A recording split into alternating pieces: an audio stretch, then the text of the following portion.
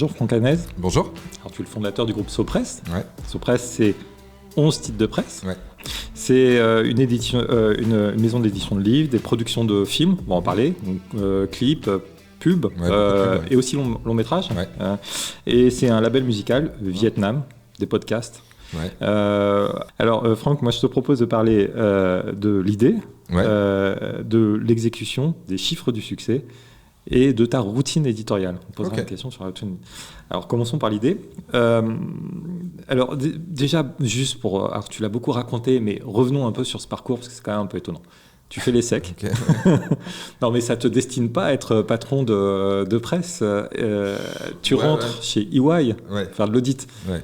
On n'est pas tout à côté. On salue les gens d'EY. C'est mes commissaires aux comptes maintenant. Voilà. Alors on les salue deux fois. Je les salue. Et la personne qui gère Sopress chez EY est mon ancien patron, Denis Thibon, que je salue, et qui est un homme admirable.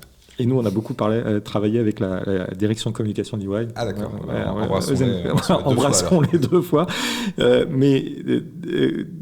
Et chez EY, tu as l'idée de lancer Sofa, donc un fanzine. Je lance avant même. Tu lances avant ? Ouais. Je lance avant. C'est pas que je lance avant, c'est que c'est un peu indépendant pour le coup de EY. En fait, je le lance quand je suis à l'ESSEC. Ça n'a pas été financé par EY. Non, mais même, tu vois, l'idée, il n'y a même pas en relation avec ce que je fais chez Ernst & Young ou quoi que ce soit, en fait. Je suis chez Ernst & Young parce que j'ai besoin de financer mes études. On va dire cash. Oui, tu es alternant chez... Je suis alternant, en fait. Les études à l'ESSEC coûtent très cher. Je n'ai pas les moyens de payer mes études moi-même. Donc, j'ai emprunté de l'argent au Crédit Lyonnais pour la première année. Et après, il reste 2 années à financer. Donc, il faut bien trouver quelqu'un qui les finance. Et en l'occurrence, EY peut les financer. Donc, du coup, je fais une alternance chez eux. Et tu as déjà cette envie d'aller vers le monde du journalisme ? Je lance, j'arrive à l'ESSEC en 97, je montais un festival de musique là-bas très vite et une radio avec des potes. Et puis très vite, le festival de musique et la radio, ça prend pas non plus complètement tout notre temps. Et moi, j'aime pas trop aller en cours. Donc du coup, on lance un fanzine qui s'appelle Shamrock, qui est un truc imprimé... un peu dégueu et tout, vraiment un fanzine. Et puis peu à peu, on se dit, mais si on lançait un magazine, en fait. L'appétit vient un peu en mangeant, quoi. Et sans être un monstre d'ambition, c'est vrai que quand je m'investis dans un truc, j'ai plutôt tendance à le faire à 100%, quelle que soit la chose. Et donc, du coup, à ce moment-là, je propose de lancer Sofa. Notamment avec un garçon qui s'appelle Aimé Ancien. Et puis on lance Sofa à ce moment-là en 99. Je crois que le premier numéro paraît en mai 99 en kiosque. Et pour le coup, c'est un magazine, c'est un fanzine, mais comme tous les magazines qu'on fait sont très fanzinaux. Mais ça devient un magazine vraiment vendu dans les relais, dans les kiosques, etc. Et parallèlement, je travaille chez Ernst & Young pour financer l'ESSEC, quoi. Mais ça se vend dans les kiosques parce que justement tu as une démarche active d'éditeur, tu vas voir pour le référencement, etc. On apprend en fait, on ne sait pas comment faire en fait.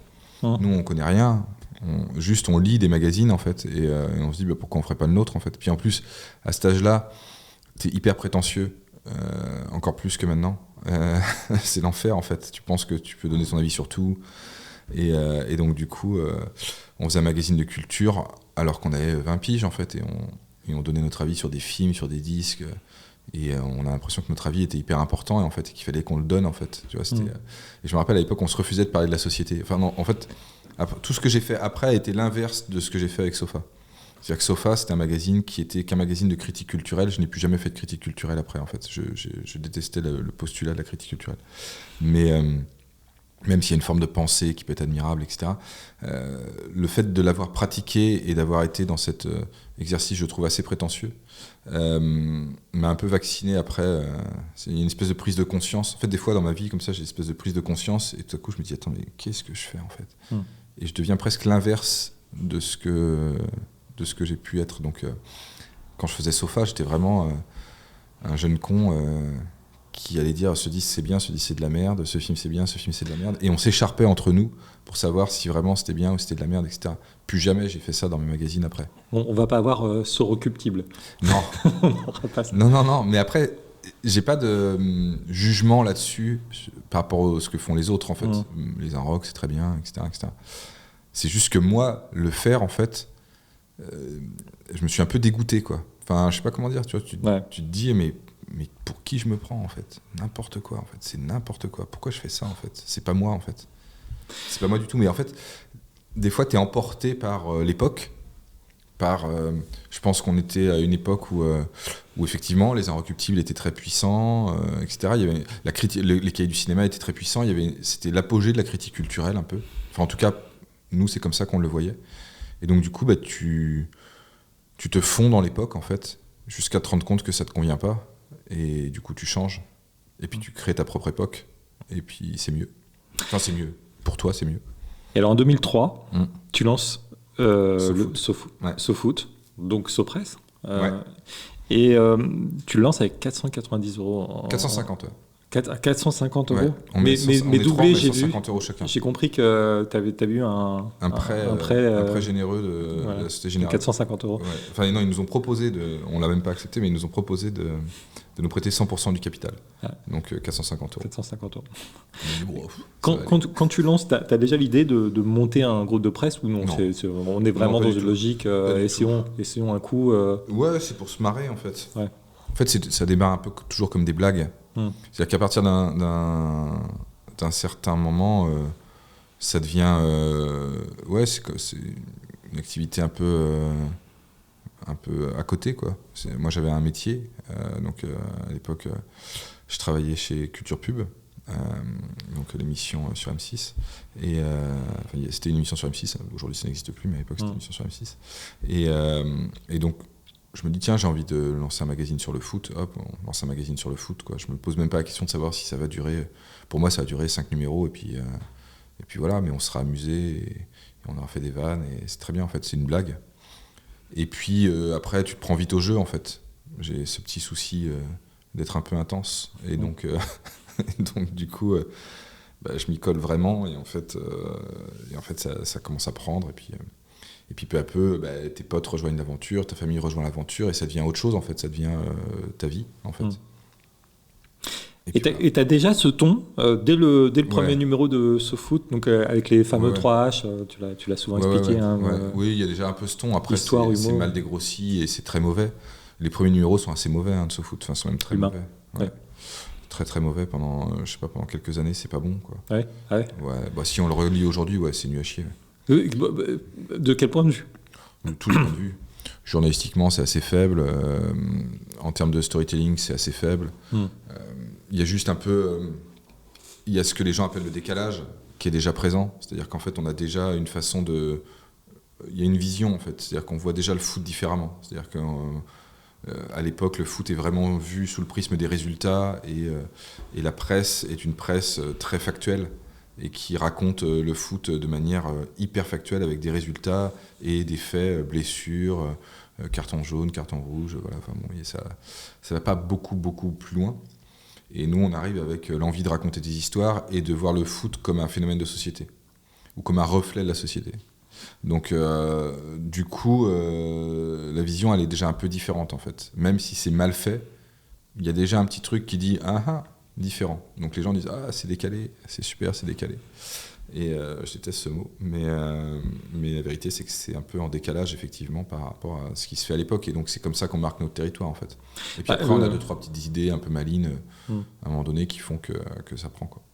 C'est-à-dire le ton du groupe, le ton de l'ensemble des magazines, c'est vrai qu'il a été quand même très original pendant très longtemps. Maintenant, vous avez été quand même pas mal... Enfin, vous avez inspiré beaucoup d'autres médias, y compris dans l'univers digital. C'est un peu fait école, ouais. Y compris chez nos principaux concurrents à une époque. L'équipe s'est mise à faire des trucs comme nous, etc. Mais tant mieux, c'est bien. Et puis d'ailleurs, ils le font bien des fois.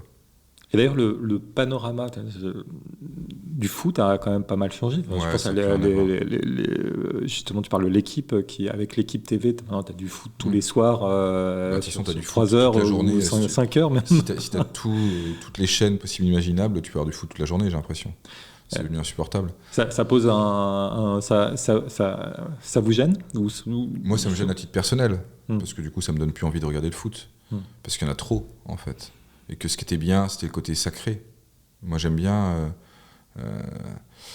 l'idée qu'on se dise que le foot, ça reste du foot, mais quand même qu'il n'y a rien de plus important au monde. Enfin, tu vois, on avait ce rapport-là, en fait, au foot. C'est-à-dire un truc très sacré. Le match était quelque chose qui était important, que tu avais envie de regarder, etc. Aujourd'hui, tu allumes la télé à n'importe quelle heure, tu as un match de foot, en fait. Donc, tu n'as plus ce côté sacré, en fait. Ça devient juste un robinet à images, et on a perdu... parce qu'il faut faire de l'argent, et parce que quand il y a une machine à sous, les gens, ils n'arrêtent pas de tirer dessus. Au bout d'un moment, t'as plus envie de jouer à la machine à sous. En tout cas, moi, c'est un peu ce qui m'est arrivé à titre personnel en tant que fan de foot. Ce qui ne veut pas dire que j'ai plus envie de raconter le football. Et je pense qu'il y a encore plein de choses à raconter. Et d'ailleurs, ça, c'est quelque chose à raconter.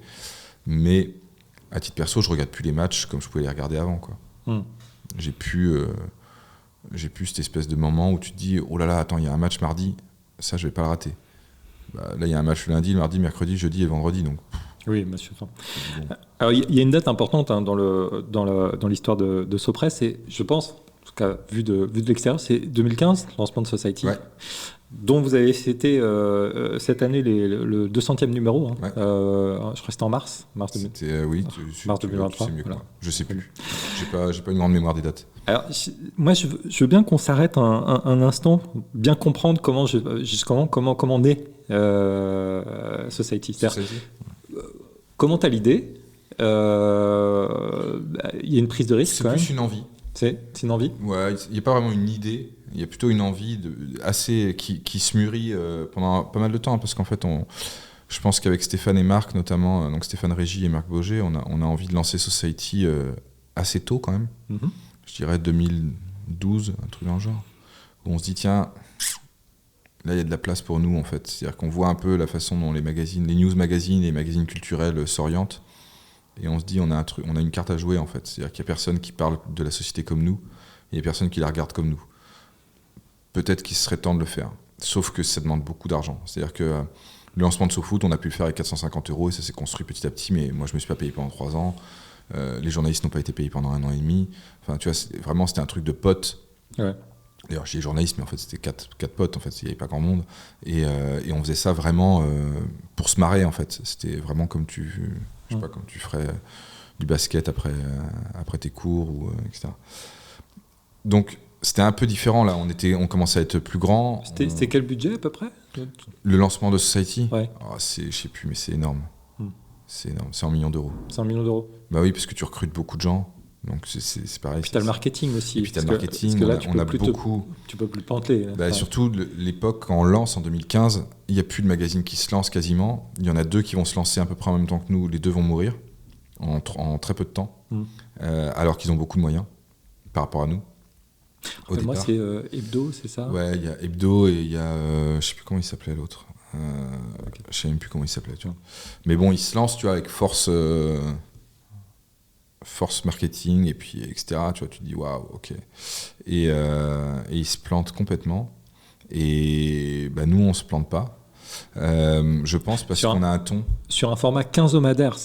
Pour le coup, c'était une prise de risque supplémentaire. Ouais, c'était une très mauvaise idée économique, mais c'est une très bonne idée éditoriale. Et on a toujours. Pourquoi ? Parce qu'en fait, on est dans un temps. En fait, je pense que ce qu'on a bien appréhendé, c'est la vitesse de l'information. Et au moment où on lance Society, on sait qu'on ne peut pas être en hebdomadaire, qui est le vrai rythme intéressant économiquement, parce que tu as des rentrées 4 fois par mois. Et donc, du coup, c'est quand même, t'amortis les salaires, etc., de manière plus simple. Nous, on se dit, si on est en hebdo, on va faire du commentaire d'actualité. C'est-à-dire qu'on va être otage de l'actualité. Et ça, moi, j'y tenais beaucoup. C'est-à-dire que je ne croyais pas du tout à un nouvel hebdo. Vraiment, j'y croyais pas. Pour moi, c'était mort, en fait. Ça ne marchait pas. L'hebdo était un magazine c'est le Newsmag, de l'ancien temps. Effectivement, voilà, ont beaucoup de problèmes à ce moment-là. En fait. Oui, et puis et pourtant, tu vois, les 2 autres magazines qui se lancent sont des hebdos, en fait. Mais pour moi, c'est pas possible, en fait, d'être hebdo à ce moment-là. C'est-à-dire qu'un hebdo, tu peux le lancer en 95, mais en 2015, t'as 20 ans de retard, en fait.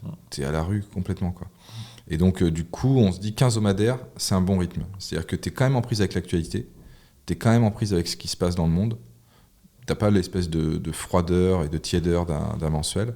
Mais par contre, tu peux avoir du recul et surtout, tu peux décider de ce qu'est l'actualité, en fait.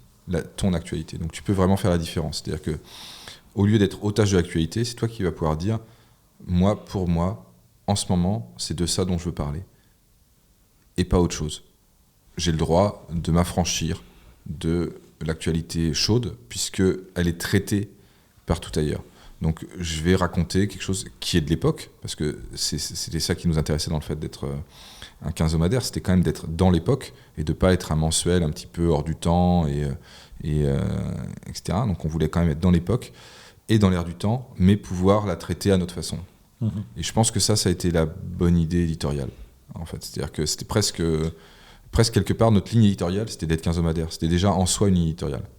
Donc ça, c'était la bonne idée. Après, il fallait de l'argent, donc on a attendu un peu de temps, donc d'où le lancement en 2015 seulement. Mais on l'avait bien préparé, on était plutôt bien armés, je pense. Tu fais une étude de marché, tu as une idée précise de ta cible ? Non. Non ? Bon, on se doute que la cible va être des gens un peu comme nous, quoi. C'est-à-dire trentenaires urbains. Trentenaires urbains. En gros, suffisamment d'argent pour avoir encore, et puis suffisamment d'argent et de culture pour encore avoir une culture littéraire, j'allais dire, au sens où j'achète des magazines et je lis des magazines, quoi. Que ça soit d'ailleurs sur tablette ou sur parce que la diffusion digitale est déjà présente, en fait. C'est-à-dire que il y a déjà des gens qui le lisent sur smartphone, etc. Mais bon, on sait déjà que les gens qui vont nous lire sont un peu nous, quoi. Tu construis une promesse éditoriale ? Enfin, comment Non. Quel est le document, l'approche qui te permet de cadrer ton projet ? Il y en a pas. Il y en a pas. Il y a quand même un rubricage, hein, tu vois. Pas vraiment. Ouais. Pas vraiment de rubricage précis. C'est très instinctif, en fait. C'est vraiment, c'est la conjugaison. C'est vraiment la conjugaison de trois personnalités qui se complètent bien, qui n'aiment pas forcément les mêmes choses, mais qui quand même se disent tout ce qu'on aime chacun, c'est important de le mettre dedans, quoi. Et on a des approches assez différentes. Je pense que Stéphane a une approche plus journalistique au sens de la culture journalistique. C'est-à-dire que c'est quelqu'un qui aime beaucoup le New York Times, etc., les grands récits et tout. Moi, j'ai une approche un peu plus what the fuck et plus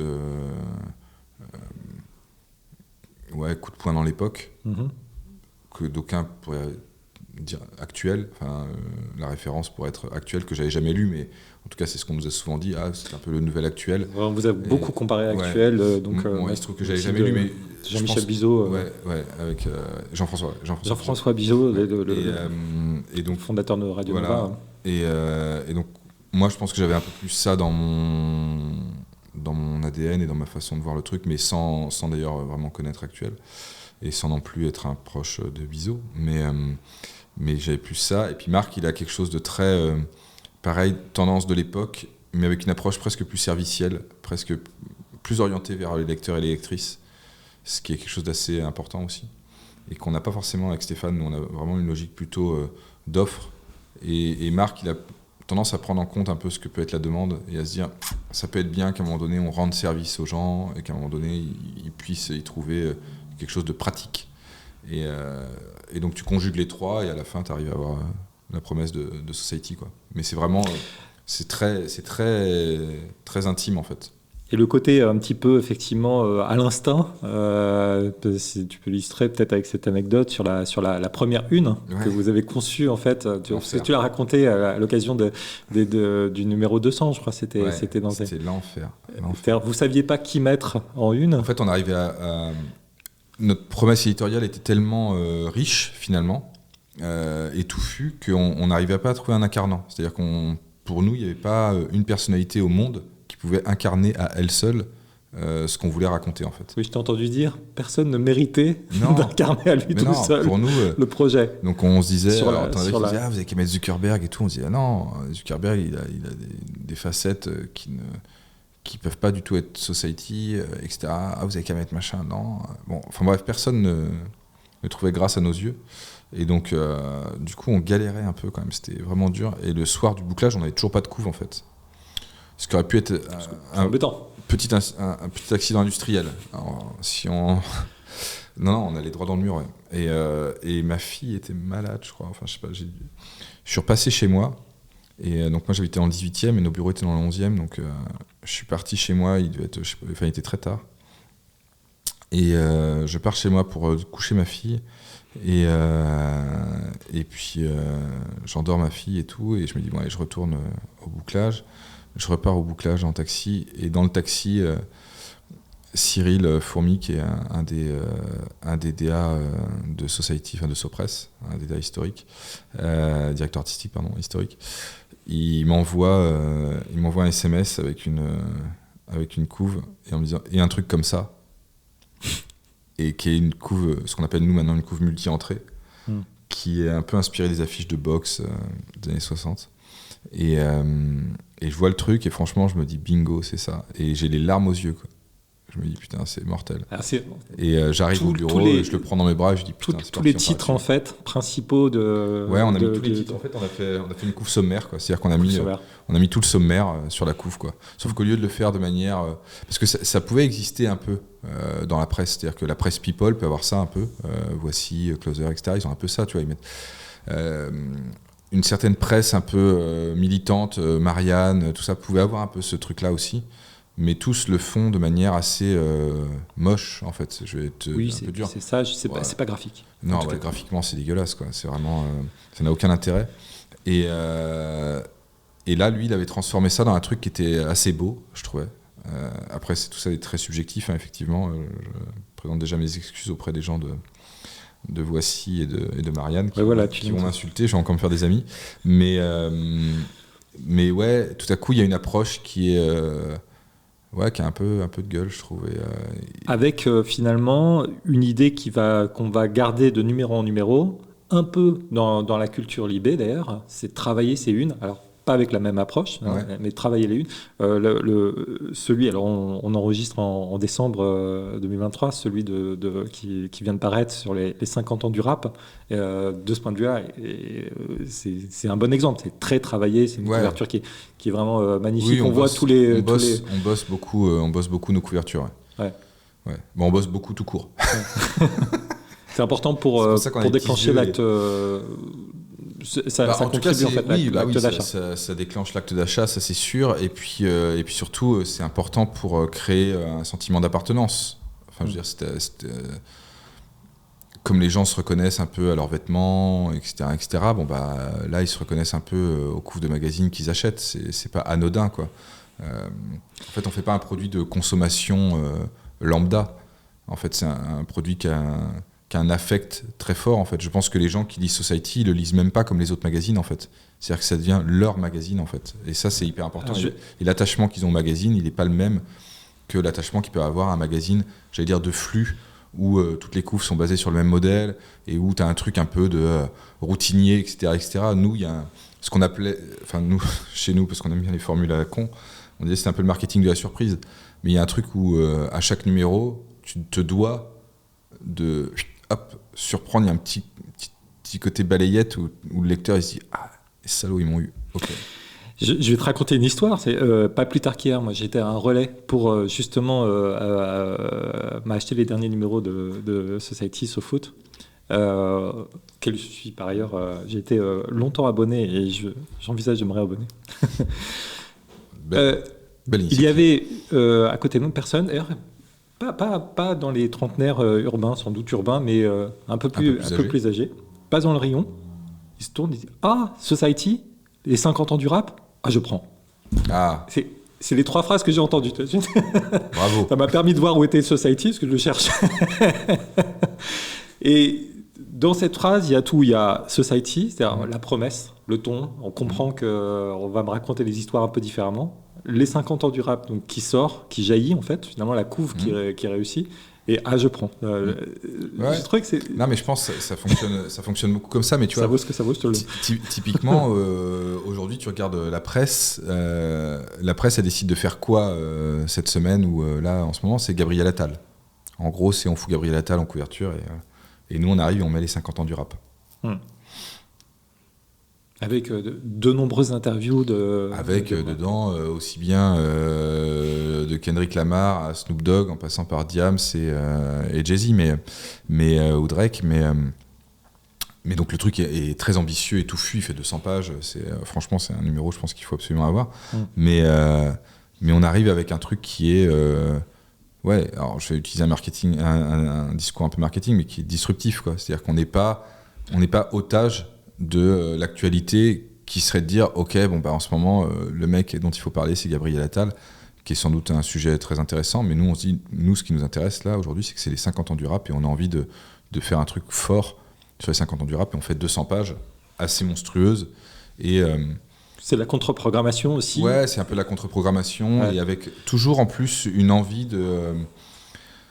qui est un peu prétentieuse pour le coup quand même, mais de faire maigrir un peu la concurrence, quoi. De se dire après nous, personne ne pourra faire un numéro sur le rap qui aura cette gueule-là, en fait. C'est-à-dire que et cette exigence-là, parce que alors aujourd'hui c'est beaucoup plus facile qu'hier, parce que aujourd'hui faire un numéro comme ça économiquement, je crois que personne n'est capable de le faire à part nous, en fait, parce que ça coûte trop cher. Parce que c'est très difficile à rentabiliser un numéro qui fait 200 pages avec autant d'exigences, autant de voyages, autant de temps d'écriture, etc. Pas facile. Une dernière question toujours sur l'idée, on passe ensuite à l'exécution, mais à ce micro, récemment, on avait Philippe Lamar, qui est le fondateur de Urbania, qui a aussi un ton très décalé. Donc c'est un média canadien qui vient d'arriver en fait, vient d'arriver en France d'ailleurs. Et il me disait qu'il avait été dans l'univers de la production vidéo par le culot. C'est-à-dire qu'effectivement, une chaîne lui a demandé est-ce que tu peux produire un documentaire. Du oui, bien sûr. Il connaissait rien à rien. Et est-ce que c'est un peu ce qui s'est passé pour vous ? Comment vous êtes arrivé dans la presse, dans la production vidéo cette fois-ci ? Production vidéo, ouais, un peu pareil. La production vidéo, pour le coup, je les connais, les gens d'Urbania, ils étaient venus me voir il y a longtemps. Quand ils voulaient déjà venir en France, etc., ils voulaient qu'on le fasse ensemble. Et c'est bien ce qu'ils font d'ailleurs. Et en fait, nous, oui, ça s'est fait un peu pareil en fait. C'est-à-dire que c'est à l'époque le directeur de la pub de Nike France qui était venu me voir en me disant qu'il aimait bien le ton de SoFoot, en l'occurrence. Puisqu'on n'avait que SoFoot à l'époque, c'était très tôt, c'était en 2005, donc ça date. Et qu'il avait envie qu'on produise des films pour Nike. Et il me demandait si je savais le faire. Et je lui ai dit oui. Et je ne savais pas forcément le faire, mais ça a vite à apprendre. Parce que alors je ne sais pas pour Nike, mais tu es souvent derrière la caméra, tu réalises. Je réalise plus trop, de temps en temps, mais plus trop, je produis. T'en as réalisé ? Ouais, j'en ai réalisé, et je produis surtout beaucoup. Donc ouais, je produis beaucoup de pubs. Beaucoup de pubs. J'ai produit des clips quand j'étais plus jeune. On en produit encore, mais c'est plus moi qui les produis, les clips maintenant. C'est un producteur plus jeune. Parce que souvent tu commences par produire des clips, après tu passes à la production de pubs qui amène d'autres exigences et souvent d'autres moyens et d'autres pressions. Mais donc du coup, ouais, ça fait 17 ans, 18 ans que je produis des films publicitaires. Ouais. Plutôt au niveau de la production alors, ouais. Plus qu'à la réalisation. Oui, j'aime bien réaliser des trucs de temps en temps et tout. Après, au départ, je suis pas réalisateur, donc après. C'est pour ça que je te pose la question. Non, je suis pas du tout réalisateur. Après, je suis pas trop con, donc du coup, à force de voir comment on faisait, et puis j'ai été marié pendant 21 ans à une réalisatrice que je trouve très douée, donc du coup, j'ai appris aussi énormément à son contact, et puis tu prends des réflexes, et puis après, tu développes ton petit sens artistique, personnel, et ta façon de faire. Alors, on va passer à l'exécution, justement, et on va revenir sur la vidéo, parce que ça m'intéresse. D'abord, un chiffre, vous êtes 150, hein, c'est ça ? Ouais, à peu près. Et en termes de carte de presse, journaliste ? Je ne saurais pas te dire. Mais sur la proportion de journalistes administratifs ? Je sais pas, je dirais soixantaine peut-être. Soixantaine de journalistes. Ouais. Et comment t'es organisé? Parce que vous produisez, donc on l'a dit, 11 titres. Alors, ils n'ont pas les mêmes rythmes de publication. Et puis, donc il y a toute l'activité qu'on vient d'évoquer, mais aussi la maison de production film, et puis la maison d'édition, etc. Donc, quel est, sur ces 150 personnes, comment vous êtes organisé? Enfin, il y a des... En gros, tu as une partie rédaction, qui est une rédaction unique qui, avec des gens qui peuvent écrire dans SoFood, dans SoGood, dans Society, dans Caranta, dans ce qu'on veut, Tampon, Pédale, etc. Dans cette rédaction, tu as quand même donc t'as une hiérarchie assez flat, avec très peu d'étages. Donc tu n'as pas de rédacteur en chef adjoint de chef de rubrique, etc. Ça n'existe pas. Tu as des rédacteurs ou rédactrices en chef, donc qui sont un peu responsables de leur titre. Et certains rédacteurs en chef sont aussi journalistes pour les autres magazines. Je prends le cas Victor Legrand, par exemple, est le rédacteur en chef de Caranta, mais il est également journaliste pour SoFood, Society, etc. Antoine Mestre est rédacteur en chef de Tampon, mais il est aussi journaliste pour, etc. Voilà, donc en gros, c'est organisé comme ça. Éléonore Terry est rédactrice en chef de SoGood, mais elle écrit aussi dans Society, alors du coup un peu moins là en ce moment parce qu'elle est vraiment pas mal focalisée sur SoGood, mais elle a écrit beaucoup dans Doolittle, etc. Donc voilà, donc c'est très, très mélangé, on va dire.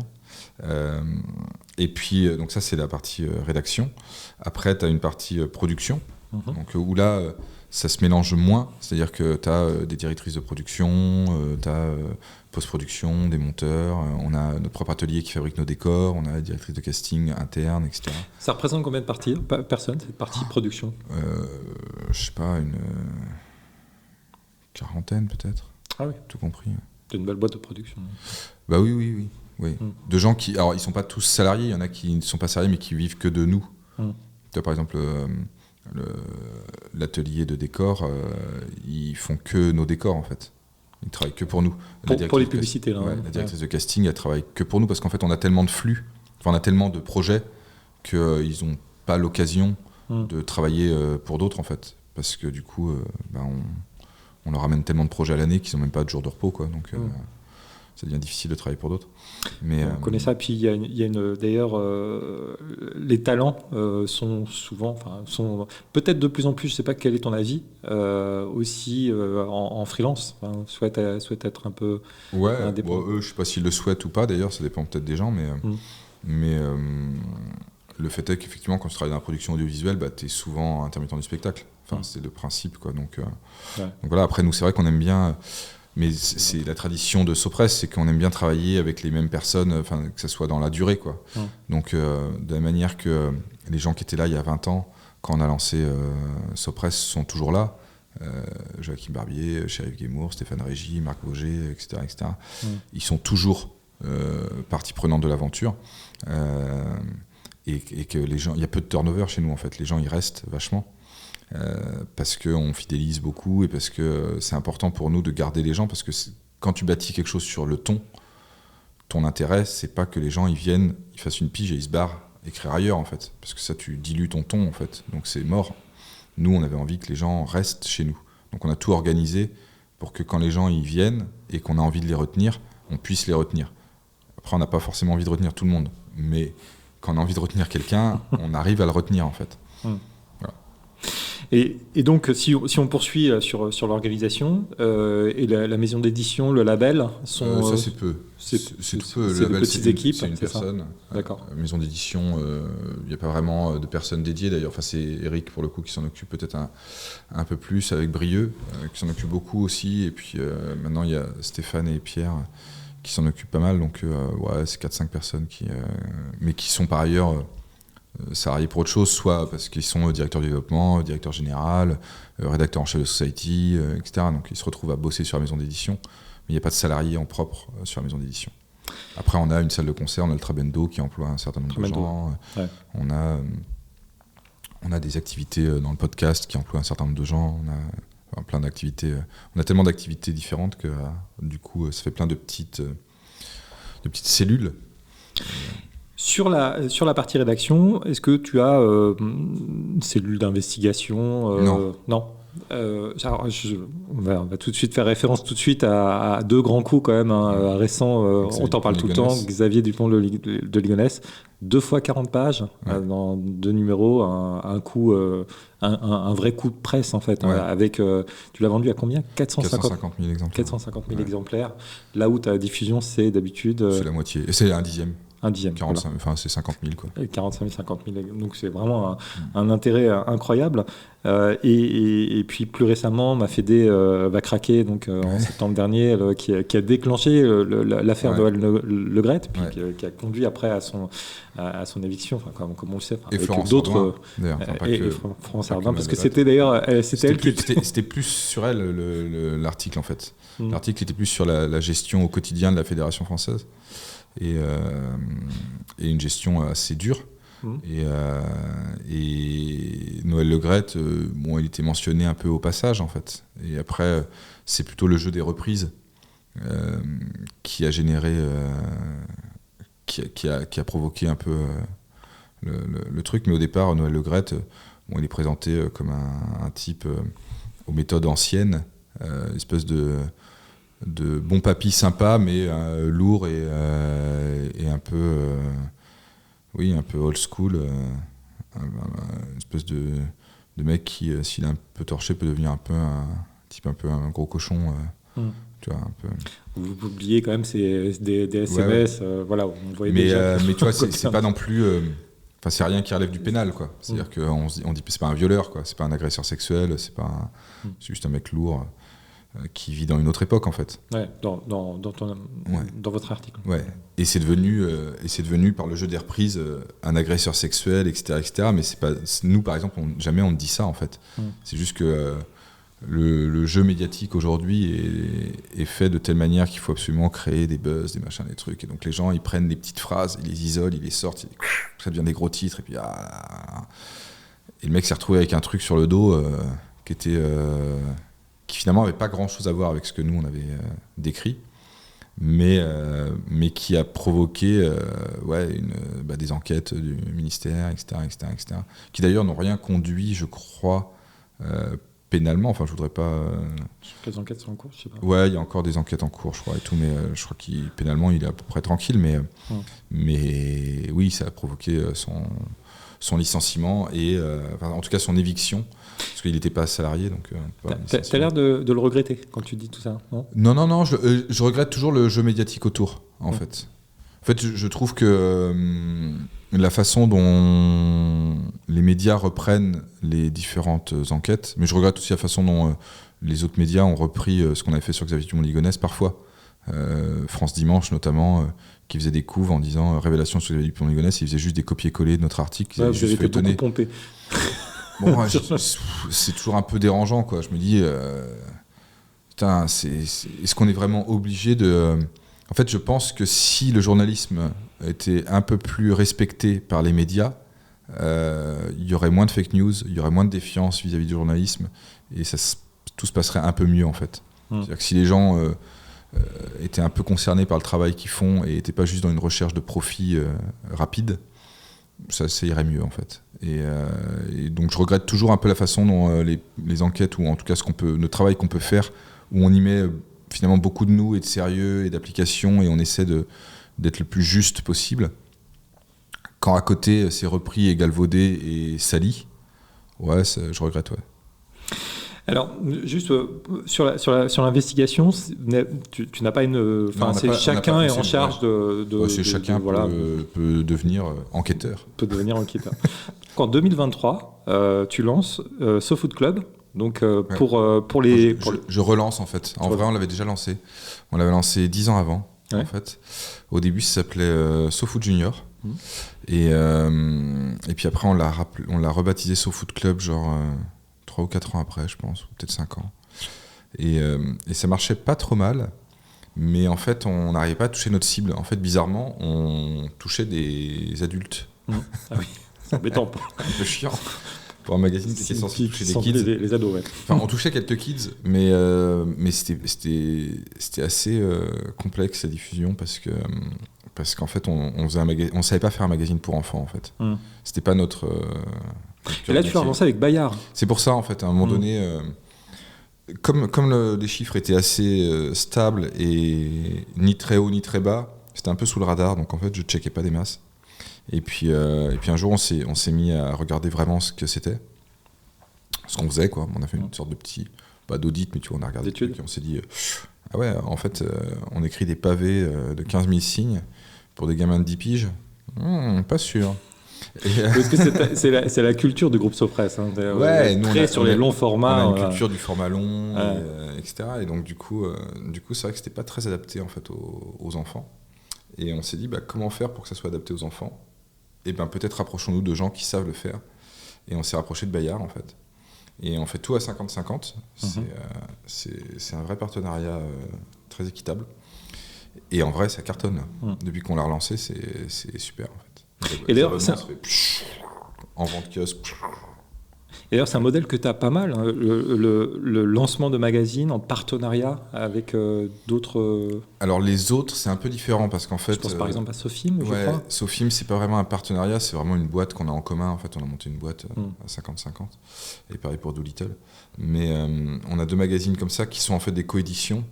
Et où le chemin était différent parce que là, du coup, SoFoot Club, on avait déjà SoFoot Club, on avait la marque, on savait déjà de comment on pouvait faire un truc bien, et en fait on allait voir des gens qui étaient meilleurs que nous pour le packager pour des ados, et on a fait le truc ensemble, mais il n'y a pas une boîte commune, etc. Tu vois, c'est édité par Sopress.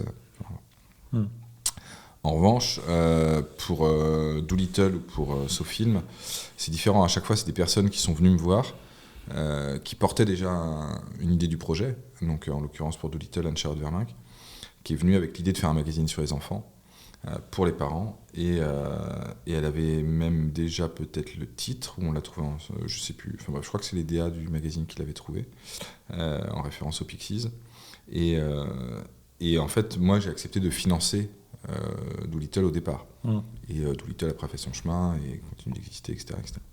Mais c'était on a monté une vraie boîte ensemble, etc.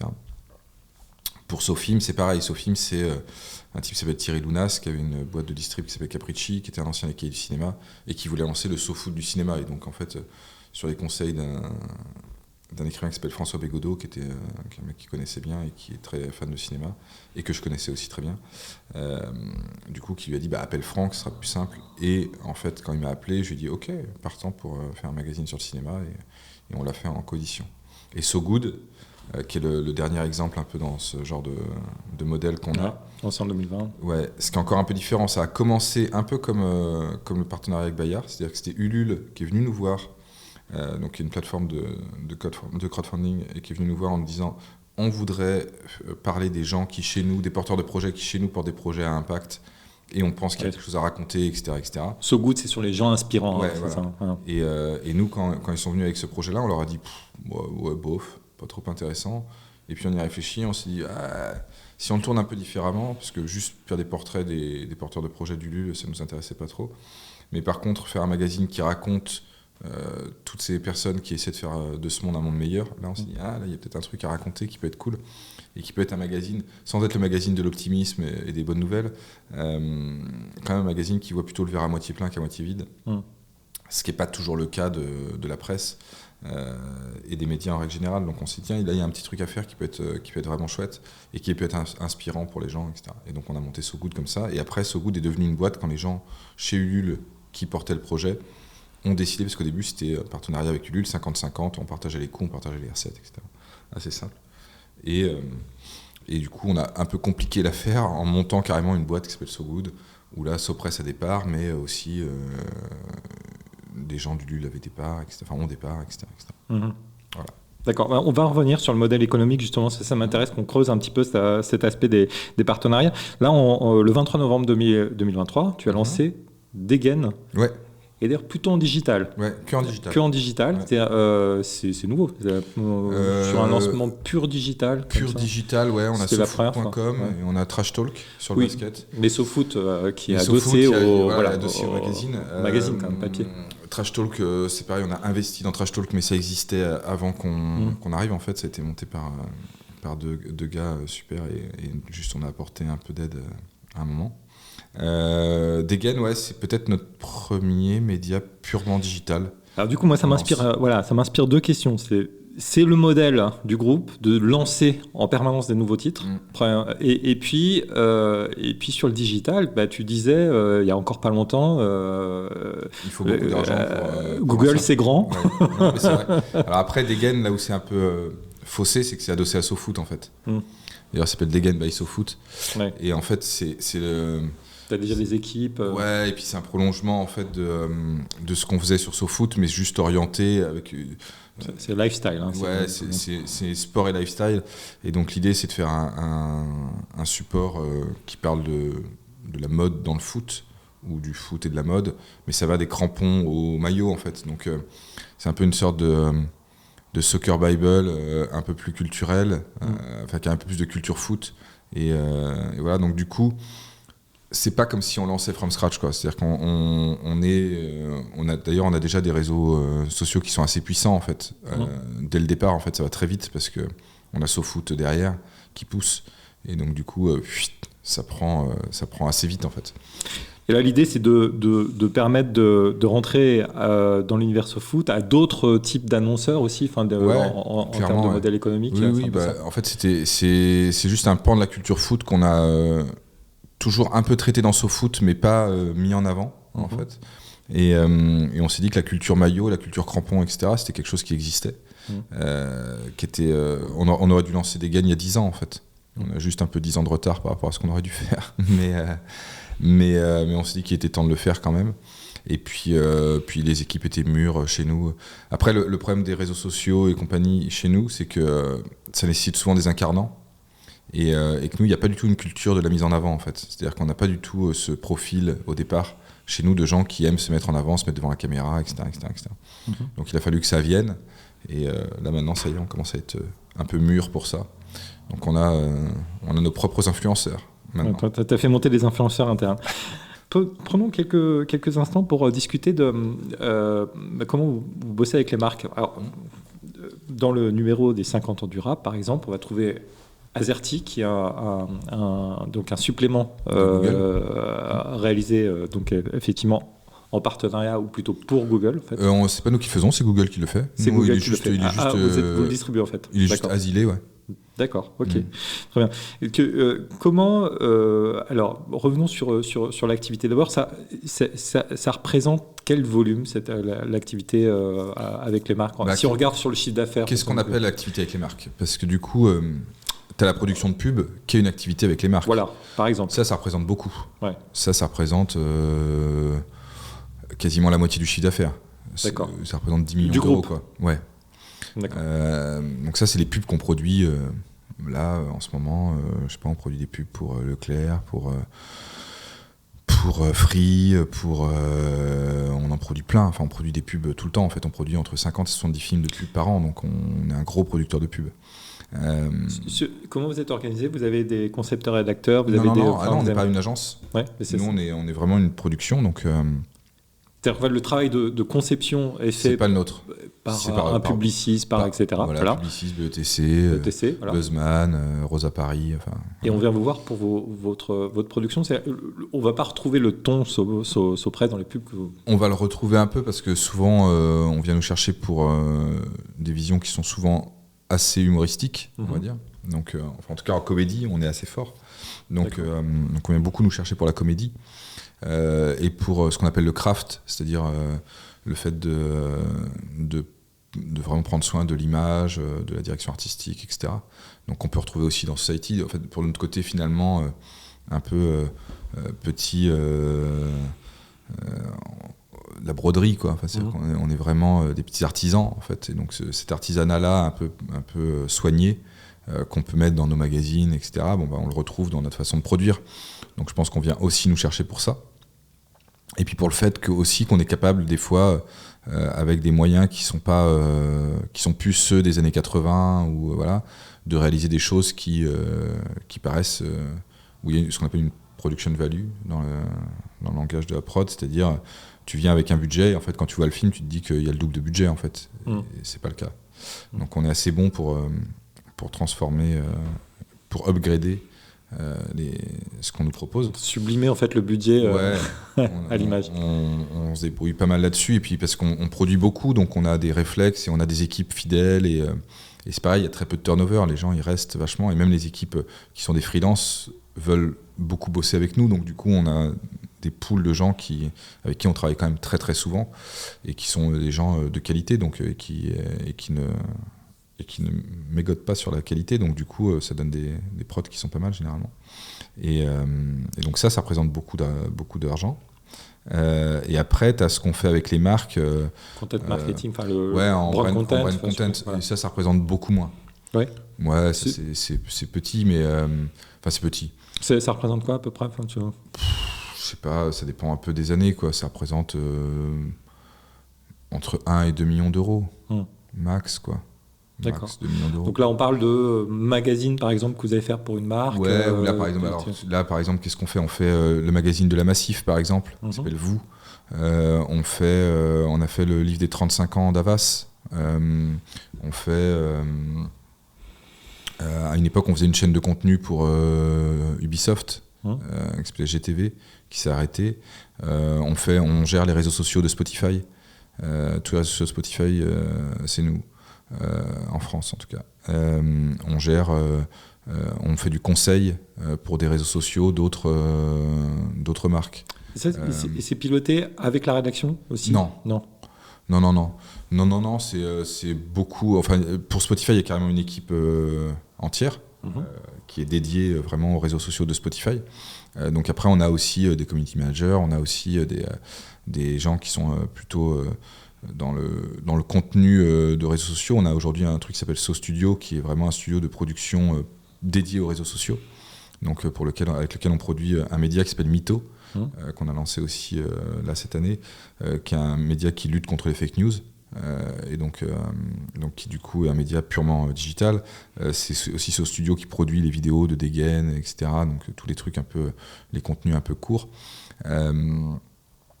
Et on fait aussi des trucs sur Twitch, etc. avec ce studio.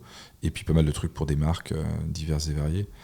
Mais c'est c'est souvent des petits budgets et des contenus rapides et vraiment du snacking content, comme on dit.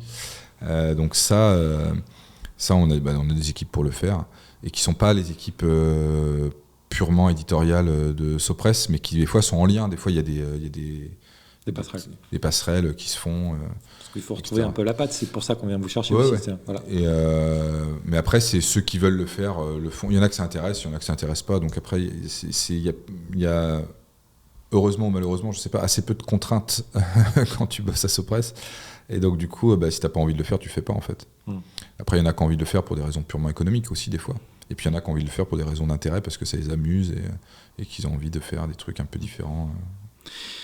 Et alors donc, dans ce travail, notamment autour du brand content, où tu travailles, tu rencontres les marques et vous montez des dispositifs, alors toi, tes équipes, etc. Quel est ton avis globalement sur pas la qualité de ce que vous faites, mais sur en tout cas l'approche des marques sur le contenu? Est-ce que tu as une conviction par rapport à ça? Je trouve en tout cas que ce qui est intéressant, c'est quand les marques arrivent à prendre le meilleur de leurs partenaires. Je considère qu'on est un partenaire dans ces cas-là. On pourrait dire un prestataire, mais en tout cas, nous, on a quand même une intervention qui va au-delà de juste être des faiseurs, y compris quand on produit des pubs d'ailleurs. C'est-à-dire qu'on apporte toujours une patte et un éclairage, et parfois on modifie aussi l'écriture des films, etc., parce qu'on y apporte notre touche, et que on le fait pas juste pour gagner de l'argent, en fait. Sinon, on ferait autre chose, en fait. Mais on le fait parce que ça nous amuse, et que c'est hyper ludique, et que c'est très marrant, et que c'est d'autres écritures et d'autres approches, et ça va en plus, ça nous permet d'avoir une diversification d'approches qui est hyper intéressante. Aujourd'hui, quand on bosse avec des marques, ça va aussi bien de faire un projet éditorial, un livre, un supplément. Alors c'est pas nous qui faisons Azerty, malheureusement, j'ai envie de dire, mais on a fait d'autres suppléments pour d'autres marques, etc., qui sont très chouettes. On a fait le magazine des 90 ans de Monoprix, et qui était super, etc. Donc on fait plein de trucs comme ça qui sont cool. On faisait le magazine de Roland Garros pendant des années. Je crois que là, ça s'arrête, mais on a fait pendant, 7 ou 8 ans le magazine de Roland Garros, et à chaque fois, c'était super et tout. Donc ça, c'est chouette, mais on fait aussi du podcast, on fait aussi donc des films, qui vont être des films, des fois des pubs, mais des fois des films documentaires. On a fait des super documentaires pour Red Bull, on a fait des documentaires pour Twitter, on a fait des documentaires avant que Twitter devienne l'hérésie que c'est aujourd'hui. On a fait plein de trucs qui sont super comme ça, et très intéressants, et éditorialement qui peuvent être très riches aussi, et en termes de narration qui peuvent être très riches. Donc on s'y implique vachement. Quand on fait les réseaux sociaux de Spotify, il y a plein de trucs qui sont super, il y a plein de petites idées qui sont super à mettre en place et tout, etc. Donc on le fait pas, pour le coup, en plus économiquement, c'est pas super intéressant des fois, parce qu'on met des équipes assez denses en face, donc du coup on fait peu de marge.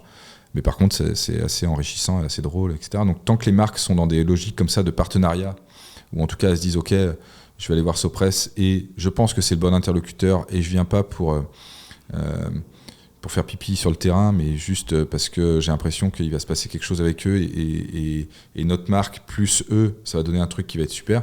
Ça, c'est super, ça marche très bien. Et parfois, ça arrive que la marque vienne nous voir avec une mauvaise idée de qui on est et de ce qu'on fait, et veut imposer tout, y compris des fois imposer des choses quand c'est des choses qui vont être asilées ou mêlées à ce qu'on peut faire éditorialement. En tout cas, être présente dans nos magazines. Donc, je sais pas, je dis n'importe quoi. Ils veulent qu'on s'occupe d'une création publicitaire ou d'un message publicitaire, mais qu'on le transforme à notre manière. En fait, finalement, ils veulent pas le transformer à leur manière. Ils veulent juste marquer leur empreinte. Et ça ne marche pas. Et donc ça, généralement, on le refuse. Et surtout, on le refuse parce que ça ne marche pas pour eux comme pour nous, en fait. C'est-à-dire que, en fait, ce qui est important, c'est de considérer l'ADN éditorial et la patte créative des gens avec qui tu t'adresses. C'est juste, si tu viens avec une idée préconçue et que tu dis, je vais juste vouloir exister dans tel ou tel support ou avec tel ou tel environnement et imposer mon truc coûte que coûte, même si ça ne fait aucun sens, et je n'écoute pas le partenaire, ça marche pas trop. Et ça arrive encore, ça arrive de moins en moins, mais ça arrive encore de temps en temps. Et quand ça arrive, tu es obligé de leur rappeler que nous, on va devoir dire non, et pour eux comme pour nous, ça va être une mauvaise idée, en fait. Parce qu'à la fin, donc, généralement, je prends un exemple concret, c'est des gens qui vont arriver, qui vont dire « Ah, j'ai une super idée, on va faire un trou dans le magazine, de la première à la dernière page, et à la fin, il y aura notre logo, machin, et tout, etc. » Et tu dis « Bah non, en fait. » C'est pas que « Ah, mais regarde, ça sera hyper original et tout. » Ce sera pas original du tout, ça sera juste détruire un truc. Les lecteurs, ils vont vous en vouloir. C'est-à-dire qu'ils vont voir ça, ils vont dire « Attends, il y a un trou dans le magazine juste parce qu'ils veulent qu'on voit leur logo à la fin. » C'est des ordures. Et donc, du coup, nous, on va passer pour des vendus, et vous allez passer pour des gens qui détruisent leur bien le plus précieux du moment. Quel est l'intérêt, en fait ? Ça n'a aucun intérêt. Donc, le faites pas. On arrive généralement à les convaincre de ne pas le faire. Enfin, de toute façon, nous, on refuse de le faire, donc ils n'ont pas le choix, mais des fois, ils vont le faire avec d'autres. Mais généralement, ce genre de méthode est désastreuse pour eux comme pour nous, quoi. Donc, bon, nous, on a appris maintenant, on sait très bien qui on est, on sait très bien les frontières. On fait beaucoup d'éducation aussi avec nos partenaires et les gens avec qui on travaille. Ça peut nous arriver, par exemple, de faire une publicité pour... par exemple, un truc drôle. Un jour, je faisais une publicité pour KFC et il y a le patron de KFC France qui était là. Et en fait, j'étais en procès avec KFC par ailleurs sur SoFoot. Mais c'était moi qui produisais leur pub. Et en fait, c'est l'éducation. C'est-à-dire qu'eux, ils se disaient... Bah, certes, on est en procès avec Sopress d'un côté, mais quand même, pour produire notre film, ils sont pas mal. Donc on faisait le film de pub, et moi, j'avais aucun problème à faire le film de pub. Et à un moment donné, sur le set, le mec me dit il faudra quand même qu'on se parle du procès, on peut peut-être trouver un arrangement et tout. Je dis c'est ni le lieu, ni le truc, on en parlera plus tard. Mais le procès, il était valable. C'était nous qui attaquions KFC, pour des bonnes raisons à l'époque. Et eux, ils venaient nous voir pour faire la pub aussi pour des bonnes raisons. Parce que je pense qu'on était à ce moment-là le meilleur partenaire pour eux, pour faire cette pub-là en tout cas. Bonne intelligence surtout. Ouais, en fait, quand t'as en face de toi des gens intelligents, ça se passe bien en fait. Quand t'as des gens qui ont le cerveau malade, c'est plus compliqué. Mais quand t'as des gens intelligents, il n'y a pas de problème. Et du coup, t'as pas de porosité ou de mélange des genres qui serait nauséabond, quoi. Ça nous est arrivé d'avoir un partenaire économique qui était une banque, et cette même banque se faisait démolir dans un papier dans So Good. Bon, bah, ils n'étaient pas très contents de se faire démolir. Et en même temps...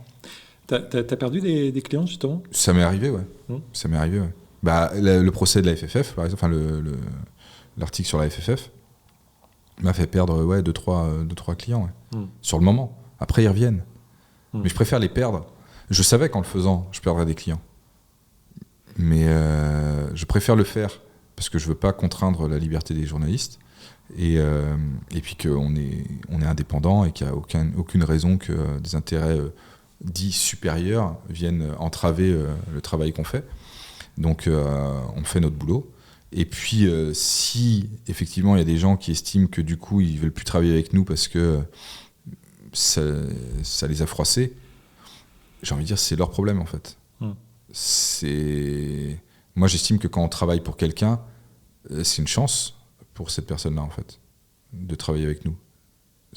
Et nous on a de la chance de travailler avec eux, mais c'est aussi une chance de travailler avec nous en fait. Ouais. Donc si vous voulez pas, tant pis, c'est vous qui vous y perdrez plus que nous à la fin en fait. Donc voilà, je pense qu'on apporte une plus-value qui est assez significative. Ça peut paraître un peu prétentieux comme discours, mais je crois vraiment à ça en fait. Je crois vraiment que quand tu viens nous voir, c'est parce qu'on peut apporter quelque chose vraiment, quoi. C'est pas juste parce qu'on est là et qu'on fait partie du paysage en fait. Donc si tu veux plus venir nous voir, je peux comprendre, j'ai aucun problème avec ça, mais du coup tu n'auras plus cette plus-value. Bon, alors on est dans l'exécution, on va passer aux chiffres clés et à la routine éditoriale, mais une question importante parce qu'on est dans l'exécution. Franck, c'est bien solennel. Dis-moi. Strat ou Gibson? Telecaster et Gibson. Telecaster et Gibson. Ouais. Gibson rouge, j'ai vu. Ouais. C'est exact, ça. Exact. Et Telecaster. Ouais. D'accord. On parle évidemment de EMPRS. De guitare. Ouais, c'était déstabilisant. Voilà. Question. Surtout que je suis pas un geek de guitare. Hein. Ah oui? Non, pas du tout. Non. J'ai un pédalier énorme qui me sert à rien. C'est n'importe quoi. Je revends plein de pédales. S'il y a des gens qui s'intéressent, je revends une. On a tendance à faire des pédaliers de fou. Et puis ça pèse 3 tonnes, on peut pas les déplacer. Surtout, moi, je saute beaucoup sur scène et tout. Et donc, du coup, j'appuie sur des pédales en même temps que je joue sans faire exprès. Et du coup, ça déclenche des trucs. Enfin, j'ai une Wami dont je me débarrasse volontiers s'il y a des gens qui s'intéressent. Wami, c'est pour monter un octave. Ouais, voilà, c'est un octave. EMPRS, non, quand même, juste un mot. Parce que c'est un groupe dans lequel tu es guitariste, c'est ton groupe. Et vous avez sorti un album en fait en octobre. Ouais. Et vous allez avoir des dates en 2024. On a joué là déjà, puis on en aura d'autres. Et vous allez en avoir. Ouais. C'est une autre façon d'investir en fait l'espace créatif. Tu es musicien depuis longtemps, je pense. Ouais, je suis pas un bon musicien, mais je joue de la musique depuis longtemps. Ouais. Et ça, c'est quelque chose sur laquelle tu veux, tu vas t'investir. Ouais. Non, c'est du loisir. Après, j'ai la chance de pouvoir. En fait, je suis comme tous les mauvais guitaristes pas trop cons. Je me suis rendu compte qu'il valait mieux faire mes propres chansons que jouer les chansons des autres ou les massacrer. Donc du coup, ça se voit moins. C'est ça. Ah oui, c'est mes chansons, donc. J'ai la prétention de penser que je suis le meilleur pour les jouer, mais c'est sans doute vrai, au moins elles ont ma patte. Donc du coup, très vite, je me suis mis à composer plus qu'à faire des reprises en fait.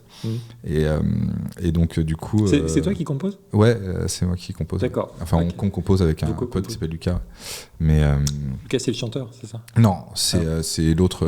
Il fait des guitares et des claviers dans le groupe. Et on a fait tous les morceaux tous les deux. Et donc du coup.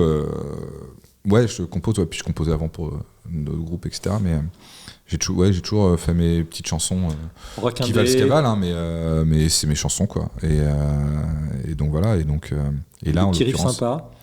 Ah ben moi, franchement, j'ai bien aimé. Alors, honnêtement, cool, très honnêtement, j'ai écouté par conscience professionnelle, puis j'ai trouvé ça vachement sympa. Ah bah écoute. Et j'ai trouvé que sur scène, il y avait de l'énergie. Hein. Ouais, sur scène, il y a un peu d'énergie.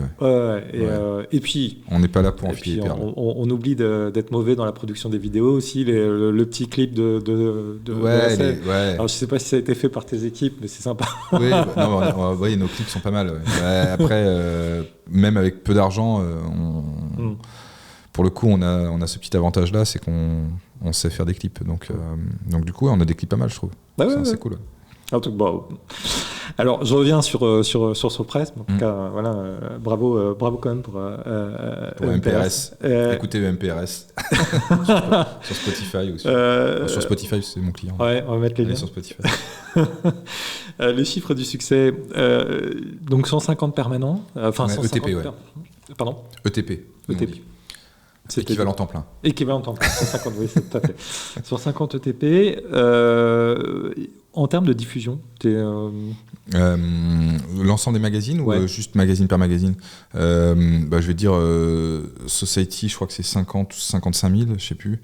SoFoot, c'est à peu près pareil. Ça se maintient ou Ouais, ça se maintient grosso modo. Il y a des fois une lente érosion gentille. Voilà, dû à la fermeture des points de vente notamment, etc.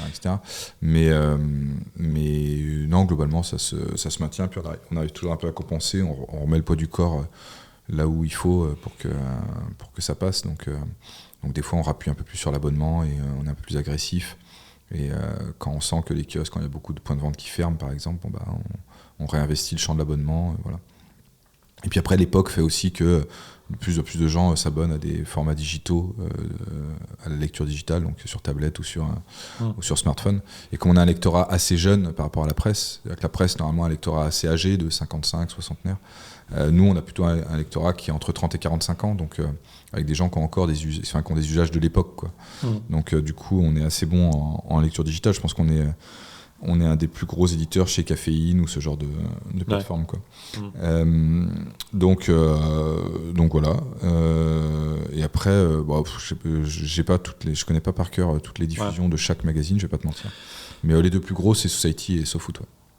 Et sur le CA, tu l'as dit, 20 millions 25, entre 23 et 25 millions, ça dépend des années. Cette année, ça va être un peu moins. On n'a pas fait une grosse année en 2023. Et c'est la moitié par le groupe de presse? La presse, ça doit être à peu près 10-11 millions. Ouais. Et le reste et le reste, c'est la prod. Et puis après, il y a les activités événementielles, etc. Et 2023 a été une année un petit peu plus dure côté marque, c'est ça? Enfin, côté prod Non, prod, ça va. Non, ça a été une année plus dure globalement. Enfin, si, en brand content, on n'a pas fait grand chose en 2023. Donc, du coup, on a perdu un peu là-dessus. Et en prod, ça a été un peu plus lent, un peu plus chaotique par moment. Ça se rattrape un peu sur la fin d'année. Mais oui, c'était pas notre meilleure année. Ouais. C'était pas mort d'homme, mais on l'a vu qu'il y avait une petite contraction. Enfin, le budget sont un petit peu plus dur. En fait, il y a un phénomène que j'avais peu avant. C'est beaucoup de projets validés qui s'annulent au dernier moment. Donc des marques qui se rétractaient au dernier moment parce que finalement enveloppe budgétaire supprimée ou innovation pas prête. Tu gagnes une pub pour un annonceur, pour un produit, et finalement ils se rendent compte que le produit il sera pas prêt finalement. Il sera prêt dans 1 an. Et donc du coup le truc est au départ reporté, puis finalement un peu annulé. Enfin, je considère qu'il est un peu annulé, même si des fois il peut revenir. Mais ou des projets validés. Et tu sais, quand tu produis des pubs, tu as une étape fondamentale qui s'appelle la PPM, Pre-Production Meeting, donc où tu valides les détails de la production, donc le storyboard final, le stylisme, la décoration, etc. de tout le film. Donc tu détailles chaque film et ça va jusqu'à la couleur de la poignée de porte, etc. Donc c'est très précis. Et donc c'est une étape où généralement tu es déjà bien avancé dans la production parce que tu as déjà fait tout est prêt en fait, tu n'as plus qu'à appuyer sur le bouton et tu peux tourner, quoi. Et ça nous est arrivé d'avoir des projets qui s'annulent la veille de la PPM, quoi. Donc c'est-à-dire que tu as déjà tout préparé, tu as fait tes repérages, tu sais où tu vas tourner, tu as fait ton casting, etc., etc. Et le truc s'annule, et ça nous est arrivé 4-5 fois cette année, même peut-être plus. Ah oui. Ce qui ne m'arrivait quasiment jamais avant, en fait. Ah oui. Ouais. Donc qui est un signe un peu d'une époque qui se cherche. Enfin, en tout cas, à un moment donné, il y a eu des frictions et des tensions qui font que cette année, il y a beaucoup de marques, en tout cas, c'est ce que j'ai pu constater, qui devaient rétro-pédaler au dernier moment parce que souvent des problèmes budgétaires, en fait. C'est des tensions budgétaires. Ouais, souvent c'est des tensions budgétaires. Ouais. C'est un peu ce qu'on a constaté, mais alors, pas dans une étape aussi avancée, effectivement, mais effectivement, on a senti que les projets étaient plus difficiles à se monter. Et puis les budgets sont moins importants aussi, c'est-à-dire qu'à l'époque, même par rapport à il y a 4-5 ans, les films, pour les productions, je parle des productions, le budget a réduit de 30%, quoi. Donc des fois, c'est un peu plus tendu au niveau des budgets. Ouais, c'est lié à quoi, tu penses ? Je sais pas. Je pense que tu as plein de phénomènes. Déjà, tu as un phénomène conjoncturel ou structurel, tu vois ? Je pense que c'est conjoncturo-structurel. Non, mais tu as une partie de conjoncture, effectivement, où je pense que la vraie crise post-Covid, on la vit maintenant, économique. Je suis très d'accord avec ça. Je pense que c'est maintenant qu'elle est vraiment effective. Donc ça, c'est l'aspect conjoncturel. Et l'aspect structurel, c'est la répartition des budgets. C'est-à-dire qu'avant, effectivement, tu avais tendance à... Aujourd'hui, il y a tellement d'éclosions de formats médiatiques que du coup, tu es obligé d'arroser de manière beaucoup plus large et donc, de fait, de moins mettre le poids du corps sur un média ou un autre. C'est-à-dire qu'avant, tu avais la télé, la radio, la presse, en gros, quoi. Aujourd'hui, tu as la télé, la radio, la presse, et après, tu as le digital. Et le digital, pendant très longtemps, ça a été Facebook, en gros, ou YouTube. Aujourd'hui, tu as Facebook, YouTube, Instagram, TikTok, Twitch, et tous les Snapchat, et tous les 6 mois, tu as un nouveau truc qui arrive, et on dit c'est ça le nouveau truc où il faut aller. Donc, avec des audiences qui ne sont pas les mêmes sur chaque canal. Avec des audiences qui ne sont pas les mêmes, avec des audiences qui sont parfois même infimes. C'est-à-dire que sur Twitch, par exemple, les audiences sont quand même en vrai assez faibles.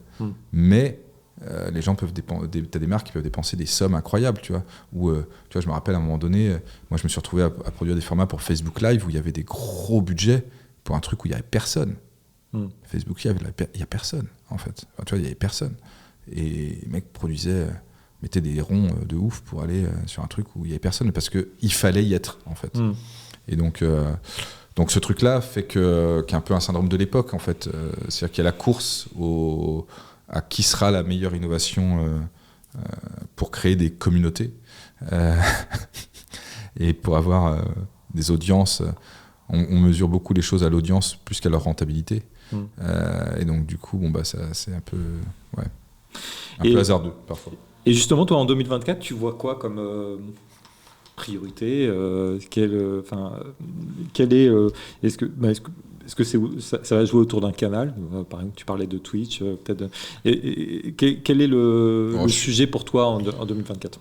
Pour moi, nous, ça va être de continuer à transformer notre façon de raconter les histoires et d'essayer effectivement d'être le plus possible en prise avec l'époque. Nous, ce qu'on sait faire, c'est raconter des histoires, en gros. Donc après, pendant très longtemps, on les a racontées sur du papier. Après, on s'est mis à les raconter sur des sites internet aussi, ou des formats digitaux. Il a fallu après les raconter de manière vidéo, donc en documentaire, ou en format publicitaire, ou en long métrage, ou aujourd'hui en série aussi. Et puis après en podcast. Donc il y a tous ces formats-là, donc c'est de continuer à explorer ces différents champs et à montrer que tous ces formats-là sont intéressants à partir du moment où tu as une bonne histoire à raconter, et que notre force, c'est d'avoir la bonne histoire. Donc continuons à essayer de faire les meilleurs podcasts possibles avec les meilleures bonnes histoires et les meilleurs livres, et en fait, il n'y a pas un format meilleur qu'un autre, c'est juste qu'il faut raconter l'histoire de la manière la plus intelligente et la plus adaptée au format en question, en fait. Que ça soit un format Twitch ou un format Snapchat, on est un peu moins dessus aujourd'hui, mais tu vois, par exemple, Degen est très présent sur TikTok, et sur Instagram. Comment tu racontes les choses sur TikTok et sur Instagram, c'est pas la même chose que quand tu racontes en magazine, et c'est pas la même chose que quand tu racontes en podcast. Donc voilà, on continue à développer, à explorer ces différents champs. Des lancements prévus en 2024 ? Des lancements prévus en 2024, il y aura un magazine éphémère sur les Jeux Olympiques, SO 2024. Et il y aura peut-être d'autres choses. Est-ce qu'il y aura d'autres choses ? Je suis en train de réfléchir en même temps que je te parle. Peut-être, on verra. Enfin, il y a plusieurs projets qui traînent. Qui sont dans le pipe, et on verra ceux qui voient jour. En 2023, finalement, pour une mauvaise année, on a quand même lancé Mytho, Degen et l'étiquette femme. Donc on a quand même lancé un titre de presse et 2 médias digitaux. C'est pas dégueu. On va passer à la routine éditoriale. Ouais. Qu'est-ce que tu lis? Qu'est-ce que tu regardes? Qu'est-ce que tu pour t'inspirer? Où sont les histoires? Où tu trouves tes histoires? Surtout dans le récit de mes petits camarades en fait. D'ailleurs c'est pas tant moi qui trouve les histoires que les histoires qui remontent jusqu'à moi. Donc c'est jamais top down en fait chez nous. C'est plutôt foisonnant. Et participatif. Je lis quoi? Je lis un peu Le Monde, en médias à part les nôtres. Je crois que je lis quasiment que Le Monde. Je lis pas beaucoup d'autres choses. Après, je suis de moins en moins sur les réseaux sociaux. Avant, j'avais un compte Instagram, j'avais un compte Twitter, etc. J'ai fermé Twitter la semaine dernière. J'ai fermé mon Instagram il y a quelques mois. Tu as fermé Twitter parce que ça devient insupportable. C'est vrai. En fait, tout simplement, Instagram, à titre de compte perso, j'avais plus envie d'avoir un compte perso Instagram. Je trouvais que ça m'apportait rien et que c'était plus aliénant qu'autre chose. Après, c'est un intérêt sur les médias qu'on a, etc. Donc, on a des comptes pour Society, etc. De la même manière que sur Twitter, on a des comptes pour nos médias. Mais pareil, compte perso... Franchement, c'est devenu tellement la foire d'empoigne et n'importe quoi. Et avant, j'avais un Twitter qui était beaucoup que je consultais beaucoup pour lire, pour spotter des papiers des autres magazines, que ce soit français ou internationaux. Et puis finalement, il est tellement pollué par des discussions qui m'intéressent pas en fait, et qui sont des espèces de prises de bec. Et voilà que j'y allais plus en fait. Donc voilà. Et je vais plus trop sur Facebook non plus. Enfin, je me sers un peu de Messenger de temps en temps parce que je réponds aux gens qui m'écrivent. Mais par contre, tu es sur LinkedIn. Et je suis sur LinkedIn, ouais. Et je suis sur LinkedIn, pour le coup, qui a un réseau qui est assez tenu. C'est-à-dire que j'ai pas de gens qui m'écrivent pour me proposer des conneries en fait, et voilà, c'est assez. Les gens ont leur CV, tu sais, à ouais, alors ça change un peu ça change un peu l'approche. Non, après j'ai beaucoup de demandes de jobs, de machins, de trucs, etc. Bon, je réponds pas à tout, je réponds même. Je pense que je réponds à 2% des messages que je reçois sur LinkedIn. Mais par contre, le réseau me paraît plus sain. Ouais. Pour moi aujourd'hui dans la vie que j'ai et dans voilà. Au moins, voilà, c'est relativement pacifié. Et il y a peu de... Voilà, c'est bien, c'est propre. Alors peut-être une dernière question sur la routine éditoriale. Est-ce qu'il y a des choses que tu conseillerais à quelqu'un qui souhaite lancer un projet éditorial, que ce soit au sein d'une marque ou au sein d'un média? Est-ce que si c'est au sein d'une marque, de venir nous voir. Et ça c'est fait. Mais tu vois, en termes de... Si c'est au sein d'un média... Est-ce qu'il y a des médias, des contenus que tu consultes régulièrement, des podcasts, d'éditeurs? Non. Non. Non, c'est fou, hein. Mais DigiDem, machin, non.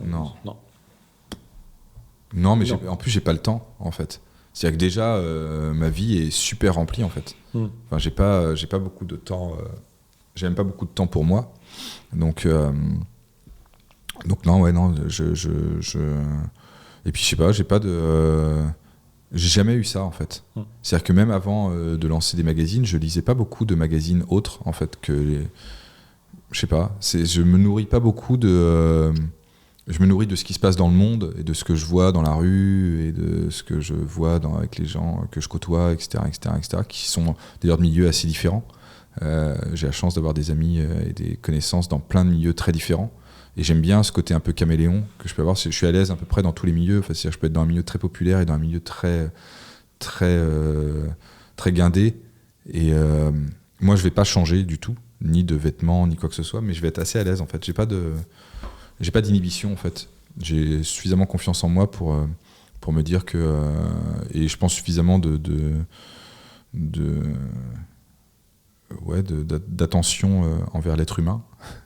Pour que dans n'importe quel milieu ça fonctionne en fait. Enfin, je suis pas mal à l'aise. Donc du coup, je navigue dans des milieux qui sont très différents, des milieux des fois de pouvoir et des milieux beaucoup plus humbles. Et j'aime bien ça. Et donc ça me nourrit beaucoup.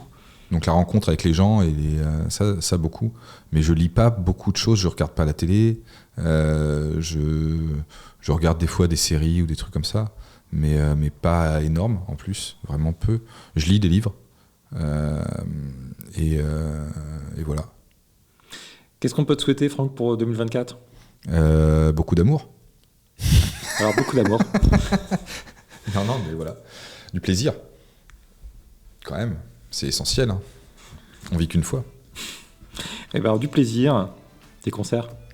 Ouais, des concerts. J'aime bien être sur scène. Franchement, j'adore faire des concerts. Alors, merci beaucoup, Franck, d'être venu au micro de Story Jungle. Ben, merci à vous. Et puis alors donc on va te suivre, alors, on te suit sur LinkedIn et puis bien sûr on lit les 11 titres de... Lisez vraiment tous les 11. À ce moment-là vous êtes au chômage je pense parce que c'est beaucoup de signes à lire. Merci beaucoup. Merci Franck.